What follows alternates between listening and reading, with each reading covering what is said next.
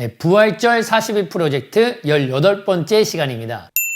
네, 여러분 오늘은 여러분들과 함께 나눌 게 뭐냐면 바로 이 부활을 통해서 우리가 십자가를 바라보자는 겁니다. 부활을 통해서 십자가를 바라볼 때 과연 우리는 어떻게 볼 수 있는가?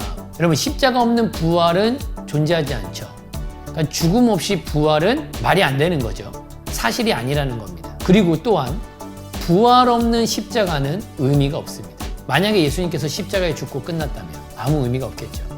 그렇다면 부활을 통해서 십자가를 바라볼 때는 엄청난 의미들이 쏟아지는 겁니다. 근데 그 의미를 볼 수 있는 키워드가 뭐냐면 부활을 통해서 십자가에 달린 예수님이 누군지 알아질 때입니다.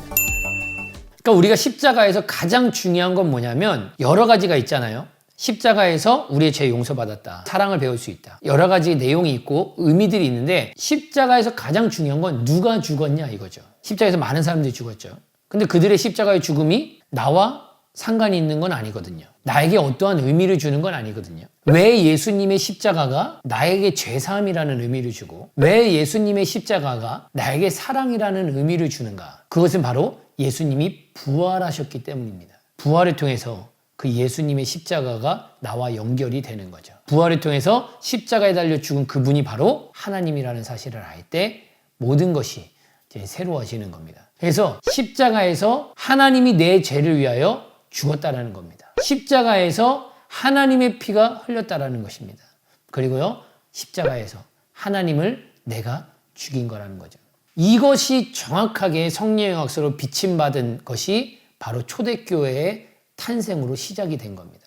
사도행전 2장에 베드로가 설교를 했죠. 베드로가 부활을 전했습니다. 그러면서 이렇게 얘기합니다. 사도행전 2장 36, 37절에 그런즉 이스라엘 온 집은 확실히 알지니 이스라엘 사람들아 너희들은 확실히 알아라. 너희가 십자가에 못 박은 이 예수를 하나님이 주와 그리스도가 되게 하셨다라고 딱 얘기하고 있습니다. 선포를 하는 거죠. 불과 며칠 전에 십자가에 죽은 예수, 이스라엘 사람들이 다 아는 사실이었거든요. 근데 베드로가 이렇게 얘기합니다. 너희가 십자가에 못 박은 예수, 이분이요 살아났다라는 거예요. 그래서 우리의 주인이 되셨고 우리의 그리스도가 되셨다라고 딱 하는데 이들이 이 말을 듣고 마음에 찔려. 마음에 찔린다라는 건 이 엄청나게 마음의 통의 역사가 일어난 겁니다. 그래서 베드로와 다른 사도들에게 물어 이르되 형제들아 우리가 어찌할꼬. 그랬더니 베드로가 이렇게 말하죠. 회개하라. 이때 돌아온 사람의 수가 3,000명입니다. 베드로의 부활의 복음을 선포한 이 한 번으로 3,000명이 그 자리에서 회개하고 돌아왔고 이것이 초대교회의 시작이 됐습니다. 이게 교회의 탄생이 됐습니다. 이것처럼 십자가에 죽은 이 예수님, 십자가에 내 죄 때문에 죽은 예수님, 십자가에 내 죄 때문에 내가 죽인 예수님이 누구냐?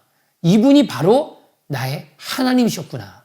이것에 눈이 떠지는 순간, 이 복음의 성령의 역사가 강권적으로 임하는 순간 이들은 어찌할꼬 하면서 통회하면서 회개 역사가 일어났습니다. 하나님의 승부수 부활이라는 책에 보면 김성노 목사님께서 이렇게 말씀하고 계십니다. 초대교회 복음 메시지의 핵심은 예수 그리스도의 부활이었다. 성령의 권능으로 부활이 선포되는 곳에는 반드시 회개 역사가 일어났다. 왜냐하면 부활로 십자가에서 죽으신 예수님이 누구신지 알게 되었기 때문이다. 즉 부활에서 십자가로 나아갔기 때문이다. 사도행전 2장에 나타난 혁명적인 부흥의 역사는 십자가에 달리신 예수님이 누구신지 알았을 때 일어난 것이다.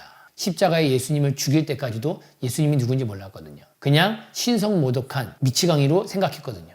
근데 부활을 통해서 그 바로 내가 죽인 예수님이 하나님의 아들, 하나님이라는 것이 비춰지면서 그 앞에 즉시로 굴복의 역사가 일어난 겁니다. 알렉스더 맥그레스도 십자가란 무엇이라는 책에 이렇게 말하고 있습니다.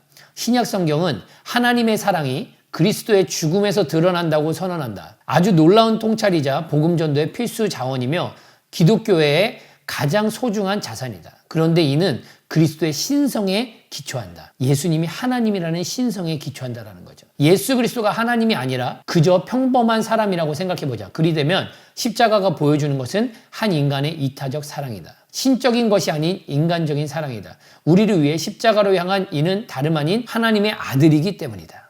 그리스도의 신성을 보지 못하면 십자가의 온전한 의미가 희석되고 만다. 반쪽짜리 구원자만이 남게 될 것이다. 부활로 인해 사람들이 십자가에 못 박은 사람의 정체에 관한 비밀의 장벽이 무너진다. 바로 하나님의 아들이 갈보리에서 고통당하고 죽었다는 것이다. 부활은 우리에게 예수가 하나님임을 보여준다. 십자가에서 죽은 사람의 정체를 말해준다. 우리가 십자가를 묵상하고 십자가를 바라볼 때 가장 중요한 것은 누가 죽었는가입니다. 바로 하나님이 죽었죠. 십자가에서 나를 창조하시고 나를 구원하신 하나님이 죽었다라는 것을 믿게 할 수 있는 것은 바로 예수님의 부활입니다. 그래서 우리가 부활을 통해서 십자가를 바라볼 때 이 십자가가 얼마나 큰 구속사건이고 얼마나 큰 죄사함의 은혜고 얼마나 큰 보혈의 능력이고 얼마나 큰 하나님의 사랑인지 보이는 줄 믿습니다. 그래서 오늘 하루 부활로 십자가를 바라보며 부활로 십자가를 묵상하며 부활하신 주님과 함께 사랑으로 승리하는 하루 되기를 바라겠습니다. 감사합니다.